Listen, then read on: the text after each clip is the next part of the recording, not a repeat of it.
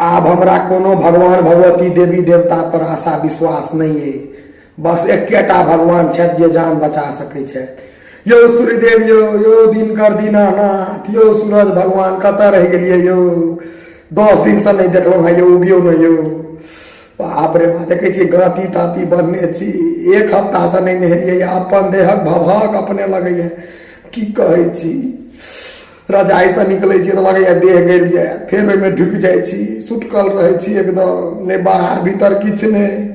भोर से साँझ एके रंग मौसम रहे छै, चाहे भोर के 8 बजे चाहे रात के 8, एके रंग रहे छै, कोनो परिवर्तन नहीं होइ छै यो। दया करियो यो, अहीं के बच्चा छी हमहूँ सब यो, मर जेतै यो, पड़ जेतै यो। बाप रे बाप, कपड़ा सब घिना गेला पहिरने गाँती बनने रहे छी भरि दिन भरि राति। आगि तपै छियै तऽ देह धुआइन महकऽ लगैया, कते आगि तपियै, जारनि तारनि सब खत्म भऽ गेलै यो। हे कल जोड़ै छी यो सूर्यदेव दिनकर दीनानाथ, उगि जाइयो यो।